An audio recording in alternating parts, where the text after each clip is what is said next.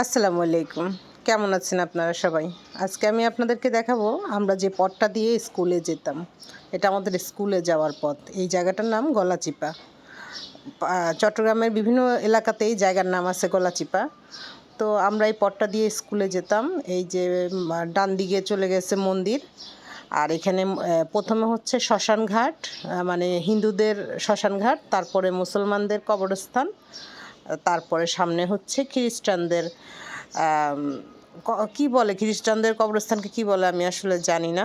ওইটাই। আর এটা হচ্ছে ছাত্রাবাস। এটা আগে ছিল, আমরা যখন স্কুলে পড়তাম তখন ছাত্রাবাস ছিল। ছাত্রাবাসটা নষ্ট হয়ে গেছে। আর এখানে হচ্ছে গিয়ে গোডাউন, চাল রাখা হয়। আর এই তো চলে আসলাম কর্ণফুলীর পাড়ে। তো আমরা এই পথটা দিয়ে সবসময় স্কুলে আসা যাওয়া করতাম। প্রায় 3.5 মাইল হেঁটে আমরা স্কুলে আসতাম এবং 3.5 মাইল হেঁটে আমরা স্কুল থেকে বাড়িতে ফিরতাম। বৃষ্টিতে ভিজে যেতাম, যখন রওনা দিতাম বৃষ্টিতে ভিজে যেতাম। কি অদ্ভুত ভাগ্য জানেন, যখন হেঁটে হেঁটে আসতাম পুরা ভিজে যেতাম। আবার যখন স্কুলে ঢুকছি বৃষ্টি শেষ, আবার যখন বাসায় ফিরবো বৃষ্টি শুরু।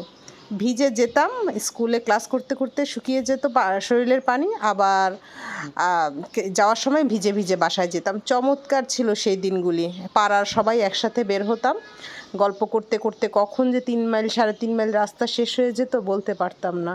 এই তো আমার ভালোবাসার স্কুল, আমার কলিজা স্কুল, আমার সকল কিছু। এত ভালোবাসি এই স্কুলটাকে, ভালোবাসবই না কেন বলেন? এত সুন্দর পরিবেশে স্কুল কি অন্য কেউ পেয়েছে?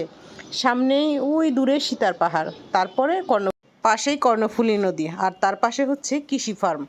এই কৃষি ফার্মটা আমাদের পায়ের পদচারণায় মুখরিত ছিল যখন আমরা স্কুলে ছিলাম। এগুলো হচ্ছে ড্রাগন গাছ। আর আমরা সবসময় স্কুলে টিফিন পিরিয়ডে আমরা চলে আসতাম। তখন এত নিয়ম ছিল না, স্কুল থেকে বের হওয়া যাবে না, ওইরকম কিছু ছিল না। টিফিন পিরিয়ডে আমরা সবাই এখানে চলে আসতাম, এখানে ঘুরে টুরে ফল টল পেয়ারা এগুলো সব খেয়ে দিয়ে আমরা ক্লাসে আবার আধা ঘন্টা পরে চলে যেতাম। স্কুলের একেবারে সাথেই গা ঘেঁষা কৃষি ফার্ম।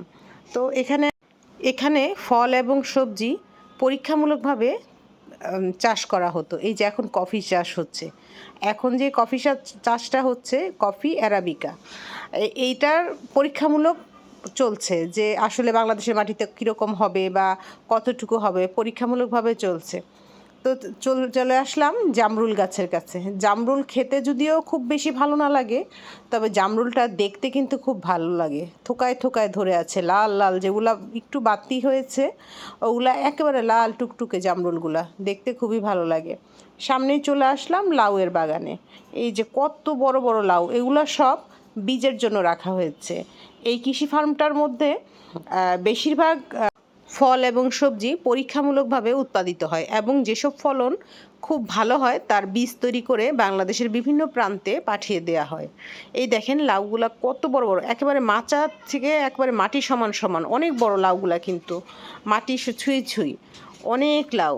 তো আমরা যখন পেশম খেয়েছি, পেশম নামের এখন একটা ফল আছে যেটাকে ট্যাং ফল বলে, ওই পেশম ফলটা আমরা আজকে থেকে 20-25 বছর আগে খেয়েছি। আমাদের এই কৃষি ফার্মে পরীক্ষামূলকভাবে চাষ হয়েছিল, তখন আমরা দেখেছি, খেয়েছি, ইচ্ছা মতো খেয়েছি।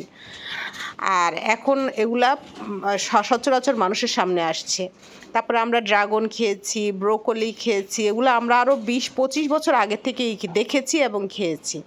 কারণ এখানে সব অদ্ভুত অদ্ভুত নতুন নতুন ফলগুলি পরীক্ষামূলকভাবে চাষ করা হয় এবং সেটা যদি ভালো হয় তবে বাংলাদেশের বিভিন্ন প্রান্তে ছড়িয়ে দেওয়া হয়। চলে আসলাম জবা ফুলের কাছে। আমার তো সব বরাবরই ফুল একটু বেশিই ভালো লাগে, আর আমি কিন্তু ফুল খাই। এটা কি জানেন, বিভিন্ন ফুল কিন্তু খাওয়া যায়, ফুলের উপকারিতা আছে। জবা ফুল কিন্তু মেয়েদের জন্য অনেক উপকারী। তো এই ফার্মের মধ্যে ওই পাটটা, এটা পুরোটাই কিন্তু ফার্মের অন্তর্ভুক্ত। মাঝখান দিয়ে একটা খাল বয়ে গেছে, খালটা যখন নদী ভরাট থাকে বর্ষাকাল অনেক ভরে যায়। নদীর ওপারটাও কিন্তু কৃষি ফার্মের আওতাভুক্ত। ওই পারে লেচু বাগান আছে, তারপরে পেয়ারা বাগান আছে। এই যে এটা লেবু গাছ, অসংখ্য লেবু ধরে থাকে এবং এটা হচ্ছে অফিস। সকল ফল পেড়ে এই অফিসে আনা হয়, এনে ওইখানে বিচি মারাই করা হয়, তারপরে ফল পর্যবেক্ষণ করে ওগুলো অফিসে পাঠানো হয়, তারপরে বিচার আচার করে ওগুলা অফিস থেকে বিভিন্ন জেলায় পাঠানো হয়। চলে আসলাম সূর্যমুখীর বাগানে।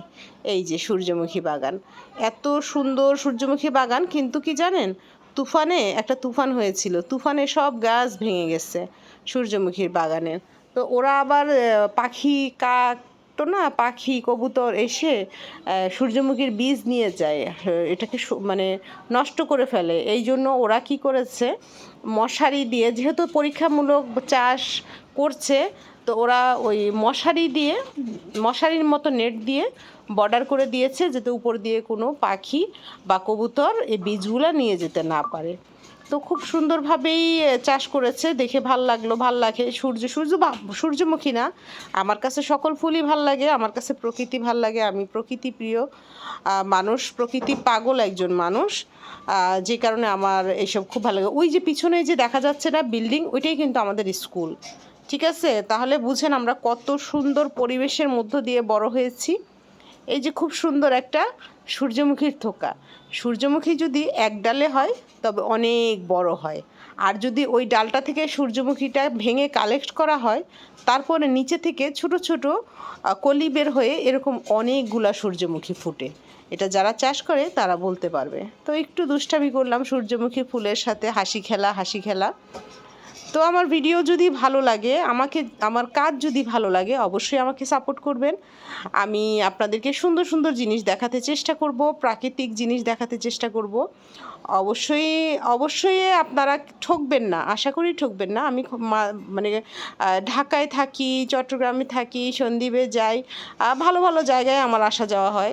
তো সুতরাং অবশ্যই ভালো ভালো ভিউ আমি আপনাদের জন্য দেখাতে পারবো আপনাদেরকে। এরই মাঝে সামনে চলে আসলো বড়ই গাছ। এত কিছু করার পরে যদি বড়ই গাছ থেকে পেড়ে না ধুয়ে খাই, তবে কি মজা হলো? গাছ থেকে বড়ই পেড়ে বড়ই খাওয়ার মজাই কিন্তু আলাদা। ধোয়া নাই, এই যে হাতে মুছে, কাপড়ে মুছেই বড়ইটা খেয়ে ফেলতাম। কোনো দিন এই যে যদি গাছতলে খাই, বাসায় নিয়ে গেলে তখন আবার ধুয়ে খাই, কিন্তু যখন গাছতলে পেড়ে খাই তখন তুলে একটা ঘষা দিয়েই খেয়ে বাস শেষ। এখানে আর কোনো ধোয়াধুয়ি নেই, কিন্তু যখন বাসায় চলে যাই তখন মনে হয় একটু ধুয়েই খাই। এই হলো আমাদের মন মানসিকতা। তো আজকে খুব মজা করলাম কৃষি ফার্মের মধ্যে, সারাটা দিন আজকে কৃষি ফার্মের মধ্যে ঘোরাঘুরি করলাম, সব কিছু দেখলাম, আপনাদের জন্য ছোট ভিডিও কালেক্ট করলাম। তো ঘোরাঘুরি সব শেষে চলে আসলো নদী পার হওয়ার পালা। আর নদী পার হতেই নদীর পাড়ে পেলাম সিদ্ধ ভুট্টা, পাহাড়িদের মজার খাবার সিদ্ধ ভুট্টা। এই ভুট্টাটা লবণ দিয়ে সিদ্ধ করা থাকে, খুব মজাদার পুষ্টিকর একটা নাস্তা, যেটা খেলে অনেকক্ষণ পেট ভরা থাকে। তো আমিও কিনে খেয়ে নিলাম, আর সুন্দরভাবে নদীটা পার হয়ে বাসায় চলে আসলাম। তো আমার ভিডিও আবার বলবো, যদি ভালো লেগে থাকে অবশ্যই লাইক কমেন্ট শেয়ার করবেন, বেশি বেশি শেয়ার করবেন ফ্রেন্ডদের সাথে।